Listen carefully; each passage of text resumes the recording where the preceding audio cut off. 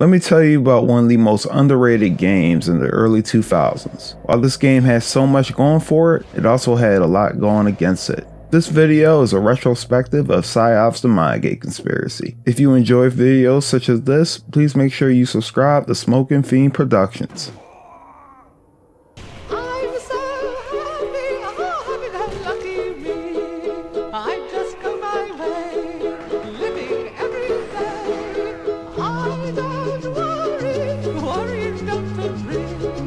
Things that bother you never bother me.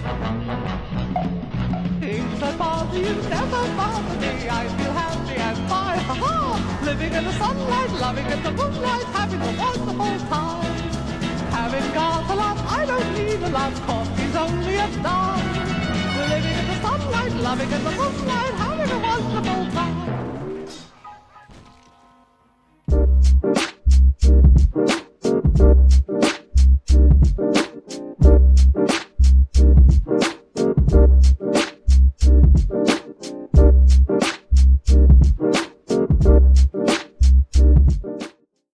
Okay, it's a Friday night and I just got done my homework. I was ready to start my weekend, and back then the best way for a 13-year-old kid to begin their weekend was a trip to Blockbuster. Long before subscription gaming sites and Game Pass, there was the rental store. If you wanted to try out a game before you bought it, Blockbuster was the place to go. Walking around the game rental section, I stumbled upon this interesting looking cover. When I picked it up, I saw that it was Psi-Ops The Mindgate Conspiracy. Staring at the cover in the back of the box, I didn't know what to think. At that particular Blockbuster in that year, there would have been copies of Metal Gear Solid 3, GTA San Andreas, and Onimusha Free Demon Siege. But for some reason, I was stuck on that particular game cover. Not so much the design or the game title, but the all too familiar logo of Midway Games. Midway, the makers of the goriest fighting series ever, Mortal Kombat, and the company responsible for making some of the best arcade video games of all time. So with that, I decided to gamble, and I got my mom to rent the game for me, since it was M-rated. When I got home, I placed the game in my PS2, and I turned on the console. Before I knew it, I was taken into a world of secrecy and deception. The opening cutscene introduces the gentleman on the cover, Nick Scrier himself, who at the moment is lying in a hospital bed, about to undergo a mind drain sequence. While he's lying in a hospital bed, two unknown figures talk over him. One of them appears to be a scientist, while the other is a general. Reconstruction and amendment. Intelligence has an attack on the refinery in about 90 hours.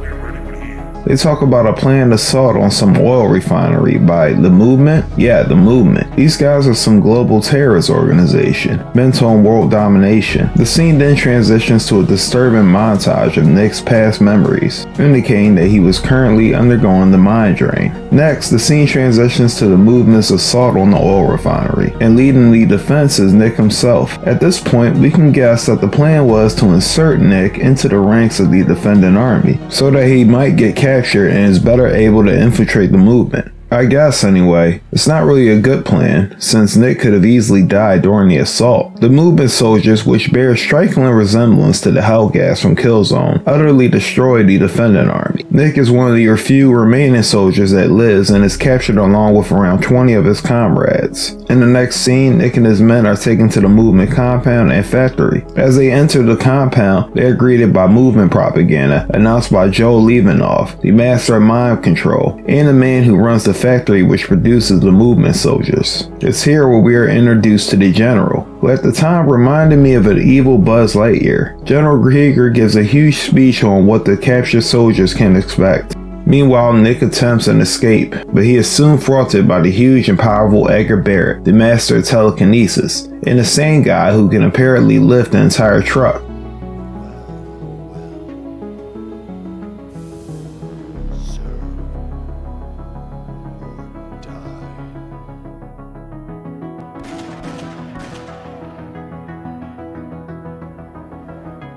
After killing one of Nick's comrades, Nick is sent to solitary confinement. As he is being escorted to a holding cell, a mysterious blonde woman communicates with him telepathically. After some time has passed, Nick awakens, and that mysterious woman communicates with him again. She unlocks the cell, and for the first time, we meet Sarah Blake, master of telepathy. She informs Nick that he is a member of Mindgate, the secretive organization which launches special ops missions. Their agents are mostly individuals who can use psych powers. Nick learns that he was once an operative who was tasked with stopping the movement from within. Sadly, at the time, Nick is having a hard time believing any of this. He doesn't trust Sarah at all, and he just wants to find the rest of his men and leave. Sarah, realizing that Nick hasn't quite reactivated his memory just yet, agrees to help him. Like Nick, Sarah is also a member of Mindgate, and she was also sent to infiltrate the movement from within. She soon gives Nick a gun and departs. Now, so far, the player isn't given much in terms of story. Rather than deliver the full story in one cutscene, Psi-Ops The Mindgate Conspiracy has you piecing together little bits of information as you play on. And as you invest more time into the game, you learn that the movement was after the fragments of an ancient monolith, one of the fragments being Lunar 1. General Krieger, another former agent of Mindgate, defected from the secretive government organization in order to harness the power of the monolith for himself, and the side masters who make up his rank are also former Mindgate agents as well. Now, I don't want to sound like the story of this game is that interesting. If anything, it's bare bones, and it's comparable to a B-movie on the Sci-Fi Channel. However, it does leave a young impressionable teen with some questions. What exactly is Lunar 1? What exactly does the General want to do with it? And who exactly is funding in Movement Enterprises? And what is Nick Scrier's role in all of this? We can make some guesses, but players only have a vague conception of who Nick is. I'll get more into the story later. But for right now, let's talk about the gameplay. Released in 2004, Psi-Ops was a game which banked on the use of psychic powers as a major game mechanic. Within this game, the usage of telekinesis, remote view, mind drain, pyrokinesis, and the taboo overview are implemented extremely well. Oh, did I mention mind drain? Yeah, mind drain is cool. Along with the sheer length and scale of the stages, the usage of powers are often encouraged and necessary. By far, Nick's most used ability is telekinesis, where you can move objects and enemies at your whim. Whether you want to toss enemies over a high ledge or bash them into walls is up to you. Along with throwing objects at enemies and destroying movement property, Nick can also stand atop any large object and use it to levitate himself. The second most used ability is mind control. When using this power, Nick can take control of enemies, and while doing this, you take out enemies through friendly fire, and even cause them to commit suicide. In a few instances, you'll use mind control to activate doors or machinery that you cannot otherwise trigger. The third most used ability is definitely mind drain. Even though Nick can use his powers freely, your powers are eventually drained the more you use them. You can find blue vials around the stages to refill this, but with mind drain, you can simply recharge your side powers by draining alive or dead enemies.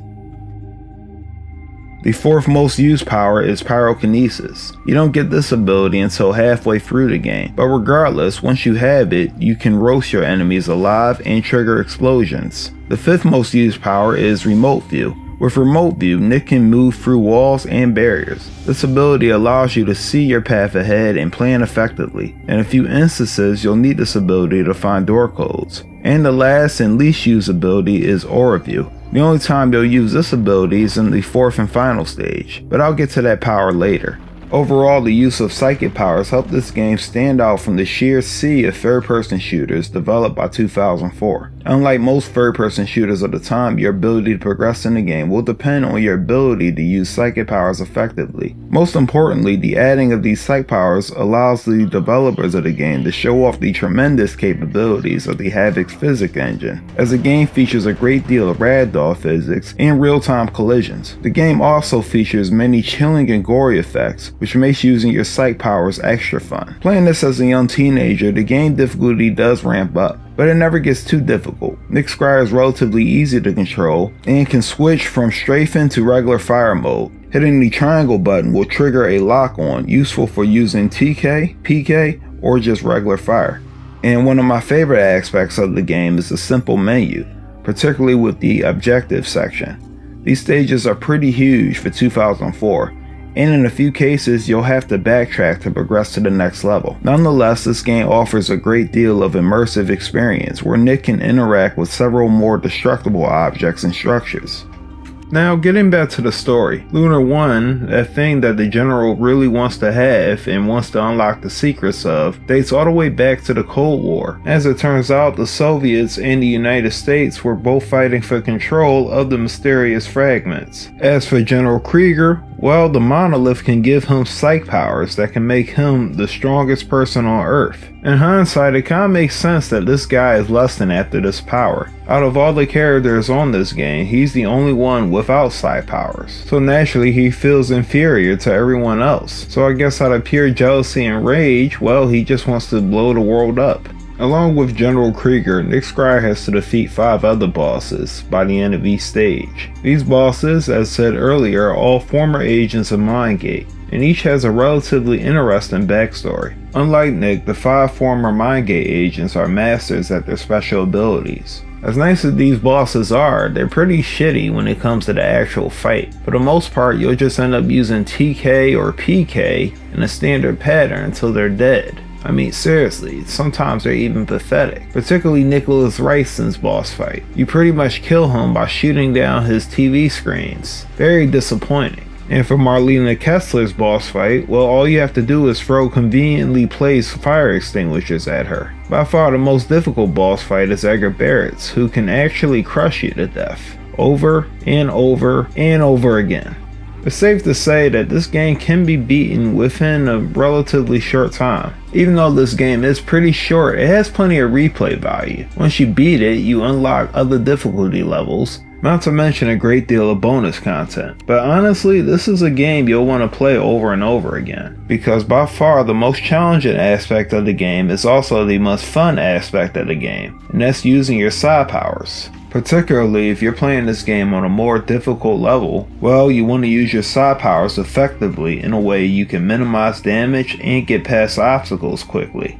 Let's talk about a few examples. There's a part in the 3rd stage where Nick has to travel through a nuclear reactor in order to reach his destination. Now, you could move through the reactor and try to avoid the energy current, but why not use mind control to take over your enemies and have them activate the switches to overpower and turn off the generator? I will admit this part was pretty difficult because you have to make sure you have enough energy left to take control of enough enemies. Here's another example. Let's say a group of enemies magically spawns out of nowhere, and believe me, this will happen time in and time out. Well, light their asses up with PK and turn them into flame-boiled movement soldiers. When fighting pretty much every boss, make sure you use perfectly timed TK attack. It's all a matter of avoiding direct contact and performing well-placed projectile throws. And the best way to use AV is, well, AV is the least used power. Not just for the fact you only get it at the end, but because you only really need it for a few door codes and to see the awful aura beasts. But other than that, it can only be used in a 4th stage. It seems to me like this power was tacked on at the last minute.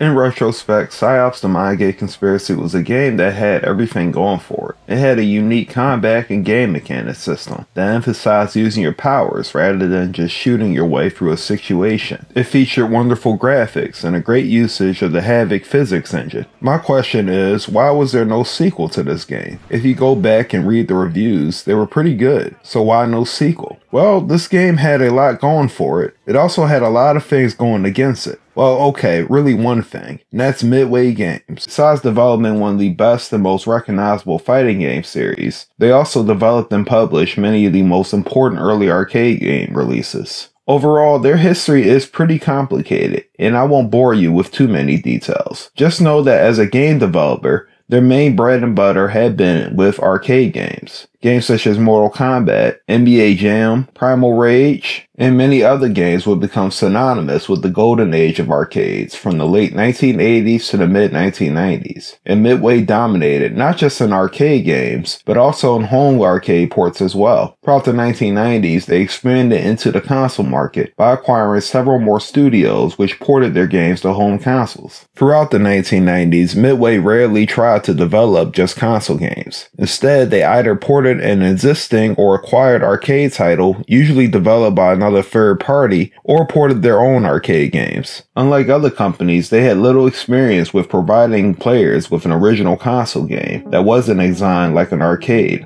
And looking back, it doesn't seem like they made the shift in time during the decline of arcades. But that's just my opinion solely. Now allow me to list the reasons why Psi-Ops was not given a sequel. And each of these reasons has something to do with Midway. For one, bad financial decisions on the part of Midway. By the early 2000s, Midway was losing money left and right, and after Midway Games West closed in 2001, a lot of that bread and butter money was gone. For a lot of people, this particular studio provided some of the most memorable Midway games, with the exception of Mortal Kombat. From this point on, Midway continued to lose income in the coin-operated machine business. While Psi-Ops was in development, Midway made the brass decision of buying up several independent game studios to pull in more game talent. However, both of these acquisitions were made when Psi-Ops was being developed, and as a result, there wasn't a lot of money left in the actual promotion of the game. Which brings up my next reason: lack of marketing. Now, I'm thinking about it, the only Midway games you ever saw advertised were Mortal Kombat or NFL Blitz. Were there any commercials for Psi-Ops? No, I didn't think so. In fact, I don't think there were any real commercials made for Psi-Ops at all.